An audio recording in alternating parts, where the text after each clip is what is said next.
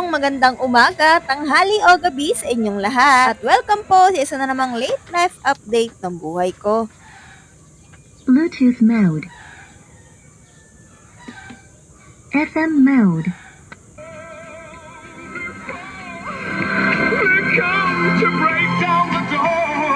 At syempre, dahil linggo, nung araw na to, maganda nga makinig ng mga tugtugin sa radyo. Kasabay nun, syempre, yung paggawa natin ng mga gawaing bahay. Sa umagang ito, syempre, nag-give muna kami para meron ng panlaba. At dahil Sunday ngayon, meron ng padala si Bossing. Pero bago ako pumuntang palengke, kailangan magsalang muna ako ng mga labahin sa washing machine. At eto, kasabay ko nga uli yung mga bulinggit sa pag-iigib.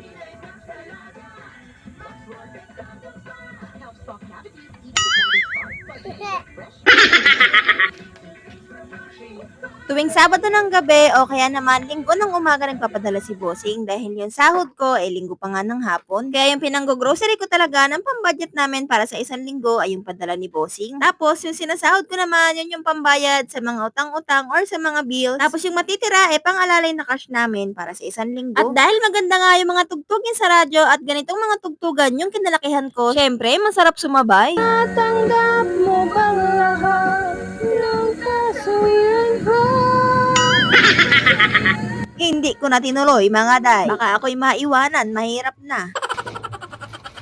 Anyway, meron nga ako ditong inuuwi kagabi na mais. Ganito kasi madalas yung merienda namin sa store, kaya naman sabi ko gusto ko nga rin patikimin yung mga bata. Kaya niluto ko nga muna to bago ko pumunta ng palengke para kako meron silang makain-kain pag alis ko.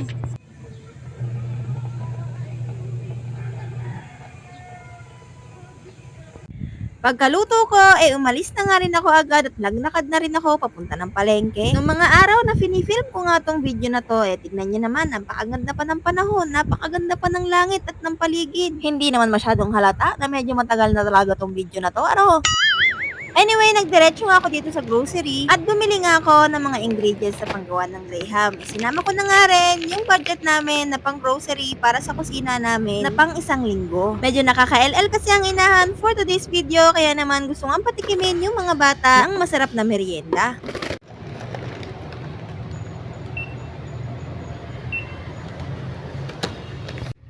Yung ibang items at ingredients na kailangan ko wala nga doon sa unang grocery na pinuntahan ko, kaya lumipat nga ako dito sa isa pang grocery. At dito ko binili yung mga kulang pa sa mga kailangan ko.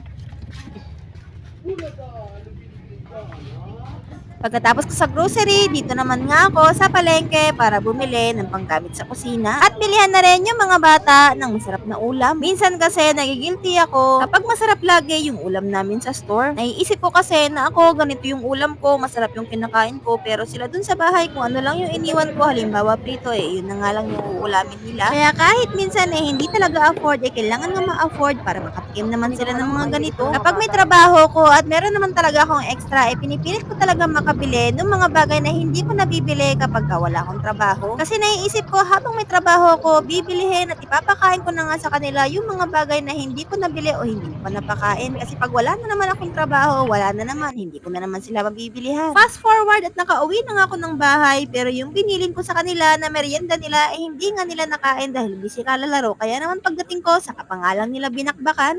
Anyway, ang binili ko nga palang ulam para sa kanila sinigang na pork. Madalang lang talaga kaming magkarne, kaya naman alam ko, tuwang-tuwa na naman tong mga to. At ngayon nga lang ako magluluto ng sinigang na ginigisa. Kaya naman hindi ko alam kung tama ba tong ginagawa ko, pero hayain na.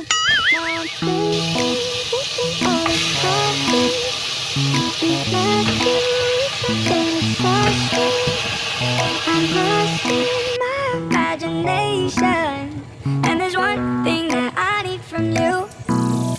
Can you come through?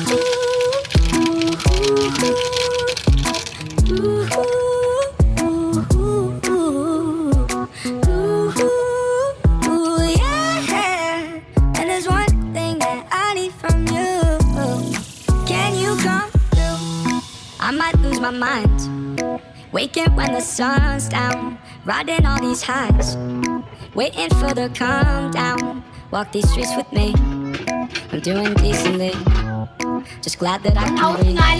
Yeah, I'm trying to realize it's alright to not be fine on your own. Pagkatapos ko makapagluto, nakita ko na maraming barya sa wallet ko, kaya naman hinati-hati ko nga dito sa tatlo at panglagay nga nila sa kanilang alkansya. Hindi kasi pwedeng mas marami sa isa o mas kaunti sa isa kasi naman magtatalo-talo nga yung mga yan, kaya naman kailangan pare-parehas nga yung maibigay sa kanila. Improvise nga lang yung alkansya ni Kuya Bon at saka ni Kuya Vil, pero pag nagkaroon ng extra, ay bibilihan ko nga rin sila ng katulad ng kay Bunso. Pagkatapos, kumain na nga rin kami at kailangan ko na rin kasing pumasok. Anyway, hanggang dito na nga lang po muna ang aking kwento at dito ko na nga po muna tatapusin itong video na to. Dahil sa mga oras na to, work mode na naman nga ang inahan. Hanggang dito na lang po muna. See you po sa susunod na video. Thank you for watching.